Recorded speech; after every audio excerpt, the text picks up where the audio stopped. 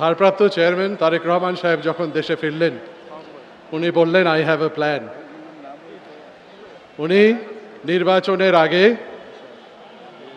গণভোটের পক্ষে উনি হ্যাঁ ভোট দিতে আহ্বান জানালেন।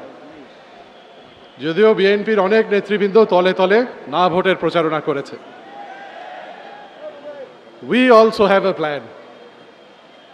আমরা যারা 11 দল এখানে একত্রিত হয়েছি, we also have a plan. We will never allow fascism to return to Bangladesh. আজকে গণভোটের যে একটা একটা অধ্যাদেশ ছুঁড়ে ফেলা হচ্ছে, এই এক একটা অধ্যাদেশ বাতিল করার মাধ্যমে ফ্যাসিজমের একটা একটা বীজ বপন করা হচ্ছে। এই প্রতিটা বীজকে আমরা অঙ্কুরেই ছুঁড়ে ফেলব, উপড়ে ফেলব। আমরা ভেবেছিলাম ফ্যাসিজমের যে শিকড় গভীরে গেছিল, আমরা উপড়ে ফেলতে পেরেছি। কিন্তু এখন নতুন করে গুম প্রতিরোধ কমিশনের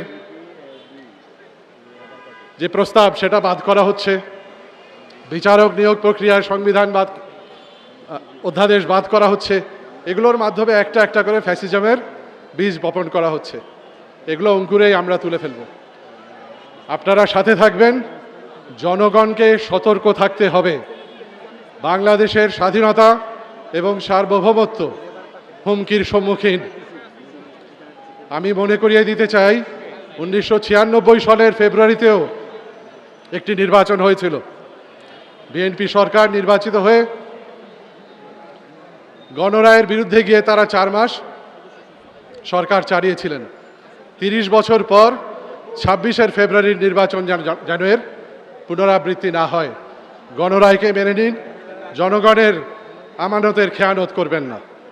আসসালামু আলাইকুম ওয়া রাহমাতুল্লাহি ওয়া বারাকাতুহু।